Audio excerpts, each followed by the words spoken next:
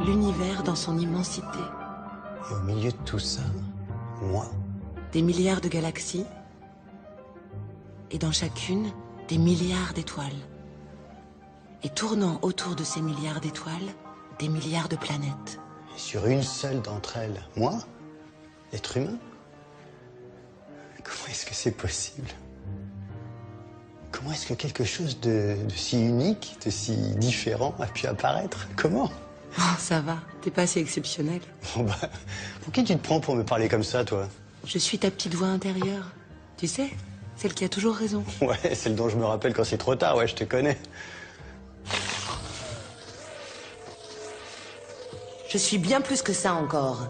Je suis la mémoire de l'univers. Et de tout ce qu'on trouve dedans. Eh ben, madame. Je peux t'en parler parce que je le connais d'aussi loin qu'il existe. Allez, viens. Laisse-toi aller.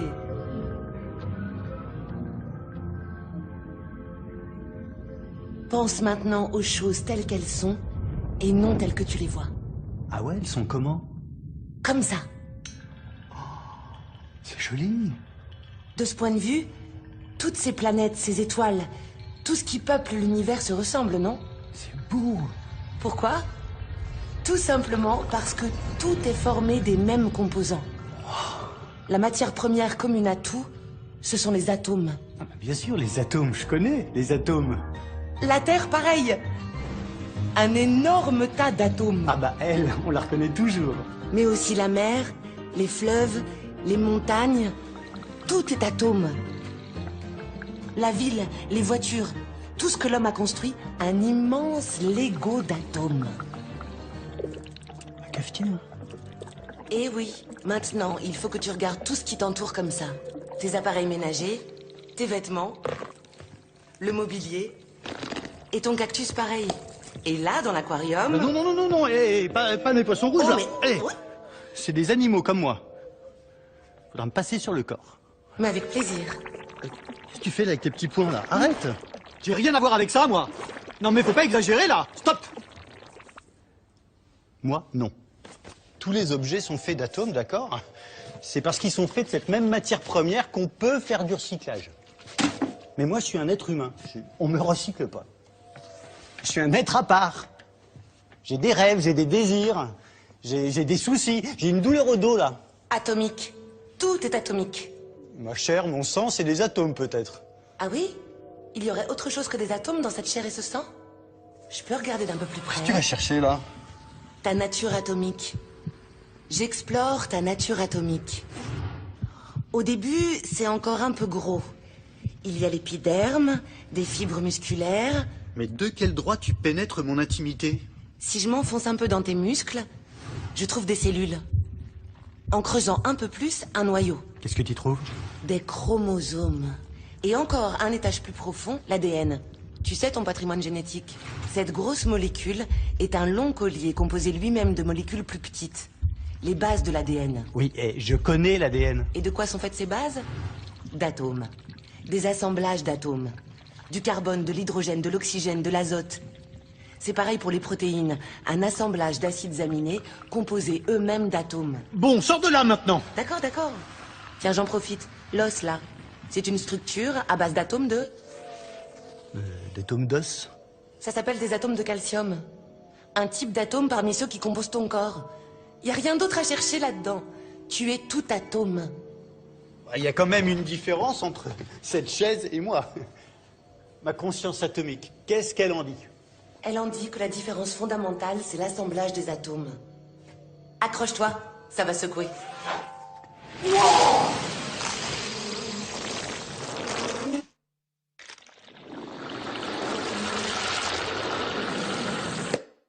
Tu vois, c'est comme ton recyclage. Mais à grande échelle. Du réassemblage d'atomes en différentes molécules. En récupérant une partie des atomes dont tu es fait, on peut fabriquer beaucoup de choses. Comme par exemple, la cafetière dont tu parlais. Je pense, donc je suis. C'est pas une cafetière qui a pondu ça. Les êtres humains, on est riches d'autres choses. Tu penses atomique, donc tu es atomique. J'ai jamais lu ça nulle part.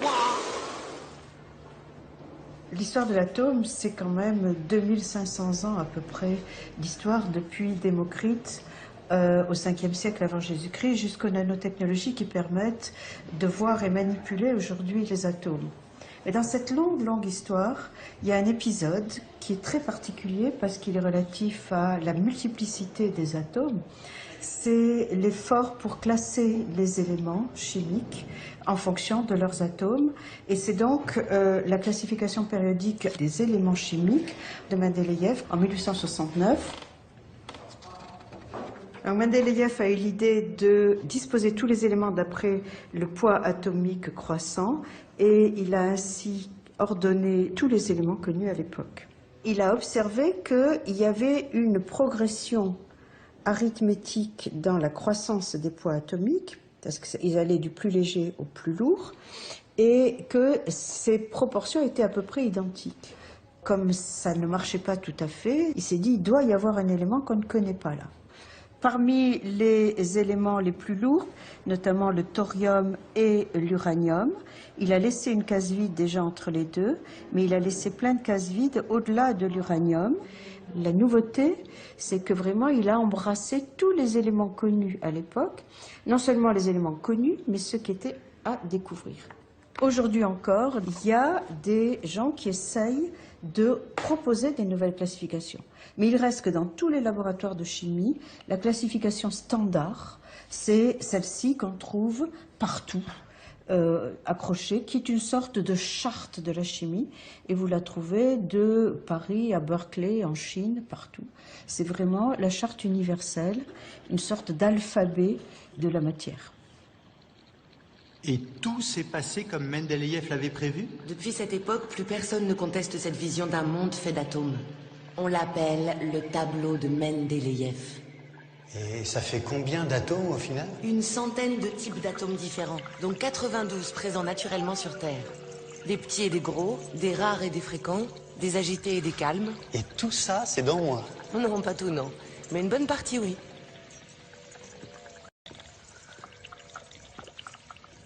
Celui-là, par exemple? SI pour silicium. On en trouve dans les bouteilles en verre. Tu vois pas trop le rapport avec moi, hein? Et si? C'est un composant important de ta peau et de tes artères.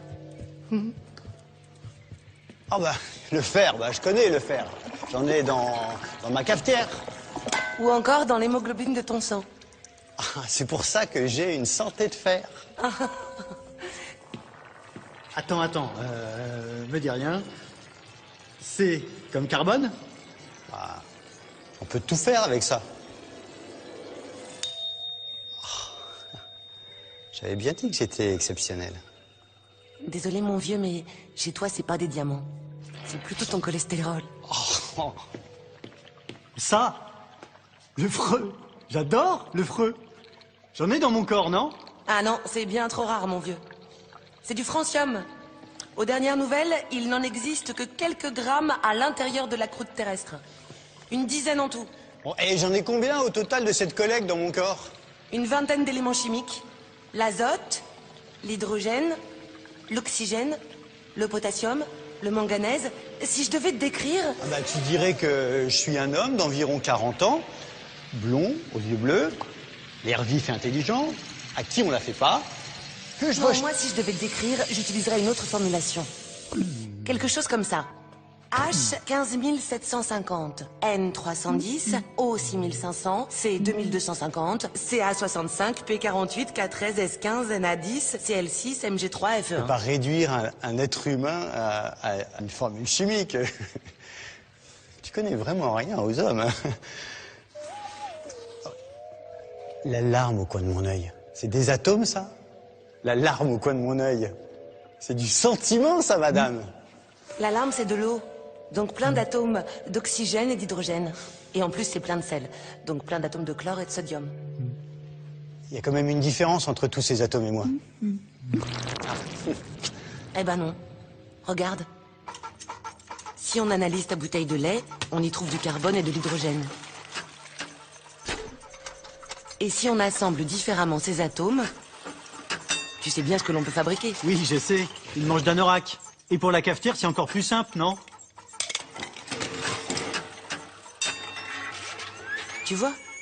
Eh ben dis donc, on s'amuse bien avec le recyclage. Ton poisson rouge, c'est pareil. Sauf que ça prendra plus de temps. Composé d'atomes de carbone, d'hydrogène, de phosphate, que des atomes. Lui aussi se recycle. Le vivant, donc, comme le non-vivant, tout se recycle.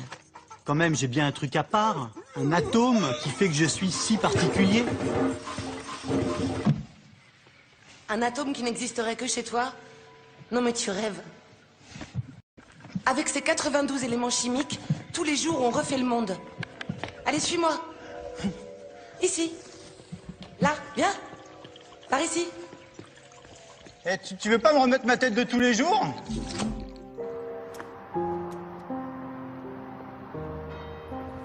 Des galaxies aux êtres vivants, tout n'est qu'assemblage d'atomes. Tout est sorti de cette grande usine de recyclage qu'est notre univers. Tout est pareil. Tu as raison. Je suis le cousin d'une cafetière. Rien ne nous séparera plus. Rien ne nous séparera plus. Qu'est-ce que tu as? Nous sommes des usines à recycler des atomes et de nous émergent des nuages et des poèmes. Ça va? Combien de molécules dans un mot d'amour prononcé à l'oreille? Combien de particules dans une note de musique? Combien d'atomes dans un rêve? Tu sais quoi? Quoi? Les atomes, la matière totale de l'univers, toutes les galaxies, toutes les étoiles, tous les nuages d'atomes, tout cela ne représente que 5% de la masse de l'univers. Les 95% restants sont faits d'une énigmatique matière noire dont personne ne connaît la composition.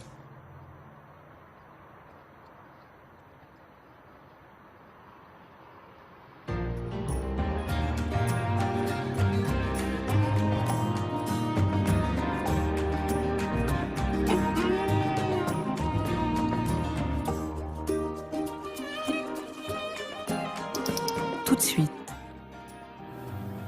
C'est fini maintenant, voyageur. Vois la forte maison pour toujours avec qui tu as choisi de te marier par devant notaire, écrira Paul Claudel,